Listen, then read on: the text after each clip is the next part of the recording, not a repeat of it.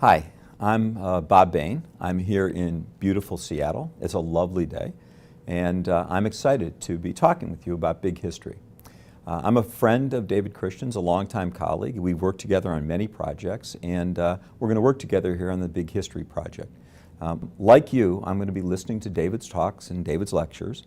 Like you, I'm going to be learning many new things.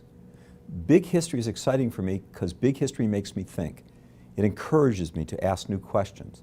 It helps me rethink the universe and the world and my place in it. And from time to time, David has invited me to talk with you, to think with you about some of the important ideas that David has done in the Big History Lectures. For example, I loved the last lecture where David talked about origin stories. Actually, origin stories have been important in my life. My grandmother used to read me these origin stories, and they were beautiful, they were wonderful. And in fact, I'm going to read them to my grandchildren as they get a little bit older. But David told us that origin stories do more than tell a good tale. They make claims about the way the world began and the way it works. Claims. Do you ever use that word? We historians and scientists use the word claims to answer questions, to make assertions, suggestions about the way the world works in answer to our own puzzles. Now, claims may not be a word that you use every day, but you make claims every day. You're surrounded by claims every day. You encounter them every day. For example, a friend tells you over the weekend that they got the flu and that's why they didn't call you. They're making a claim. If you read a blog that tells you that your favorite band is going to break up, they're making a claim.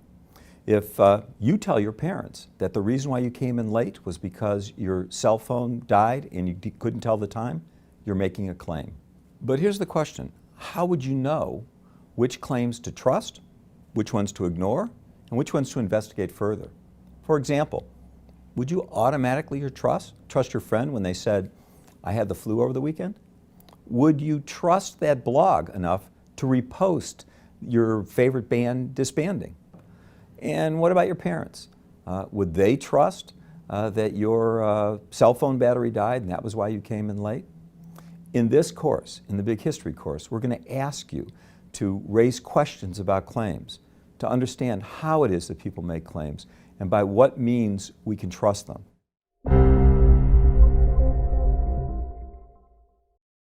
The degree of trust in claims is a very important question that we're going to take up in this course. So let's take up this question of how you learn to trust or how you evaluate claims. And let's use an everyday experience, something I'll bet that you've had. Let's imagine that we, you and me, are going to go look for a new restaurant, the Big History Cafe, that we've heard great things about. The food is exotic, it's coming from all over the world, heck, all over the universe, and we hear the portions are enormous. Unfortunately, we've gotten lost on our way there. But good news. There's a person who seems to know their way around approaching us. And so you stop them and say, hey, can you tell me how to get to the Big History Cafe? And she says, of course. You head down to the corner, make a right, past the big department store, and then a little ways down on the left, you're going to see the Big History Cafe. And so we start down our way, following those directions, but suddenly we stop. Do we trust her? Does she really know? I mean, our intuition, our gut said she seemed confident, let's follow it. But then we stop and we decide, you know, we should probably check this out. So we turn back and we say, excuse me, have you ever been to the Big History Cafe? Do you know where it is? And she tells us, of course, it's my favorite restaurant. I've been going there for years and years. So we feel good about this. She seems to be an authority. She's been there before for the last 5 years, and so we head on our way to the Big History Cafe. But then we stop, and all of a sudden you realize, wait a second, the Big History Cafe is a new cafe. It's only a year old. She couldn't have been going for 5 years. There's something wrong here. It doesn't make sense. It's illogical for her to have been saying that she's been going for 5 years. Good news, though, you remember that we both have cell phones, and our cell phones have mapping programs on it. So you decide, let's map the Big History Cafe. And because we both know that sometimes mapping programs make mistakes, you decide you map one, I'll map one, and we'll check. Good news.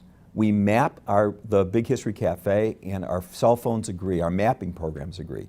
By the way, we also discover that she had been telling us the wrong directions to a different cafe. In fact, we find on our cell phones that the Little History Cafe is exactly where she said it was going to be. The Big History Cafe is 5 blocks to the other direction. Confident now that we have the evidence that our directions are now accurate, we've checked it out in 2 sources, we head towards the Big History Cafe.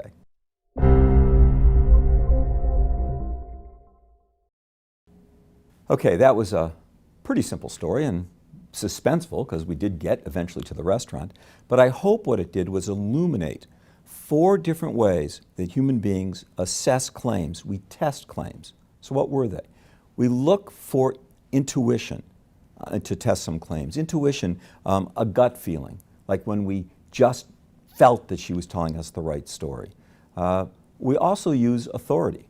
Now, authority is when we accept information or data from a credible source, a believable source.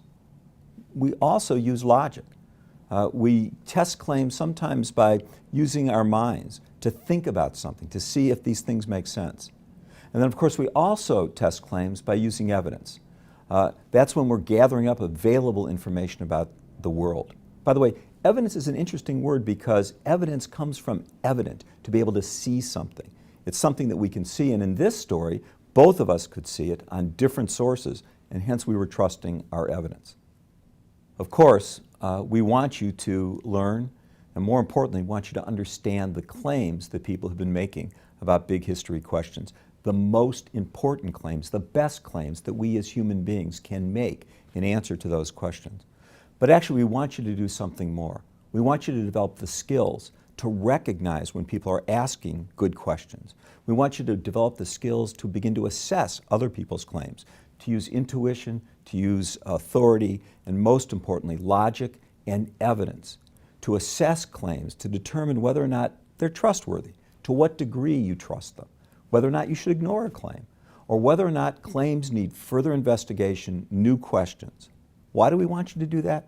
Because actually, that's how big history works. That's the engine that drives big history. It's people just like you that have begun to test and ask questions about people's claims, raising new questions, finding ways to develop new evidence, and furthering our collective learning. Incidentally, I'm wondering, did you believe all those claims that I made about myself? I didn't tell you very much, actually. I told you that I'm Bob Bain. I'm a friend and colleague of David Christian's, but I didn't tell you much more about me. Did your intuition tell you, you know, my gut tells me I can trust that guy? Or because I'm on this video, did that give me the authority to make these claims that I've been making? Did your logic tell you, you know, the story he told me seemed to make sense and therefore it was credible because it was so logical? Or did you go online to discover that actually I'm a professor of history and education at the University of Michigan in Ann Arbor, and that for 26 years before that, I was a high school history teacher? Now, I'd like you to believe those claims that I made, but I want you to be the judge.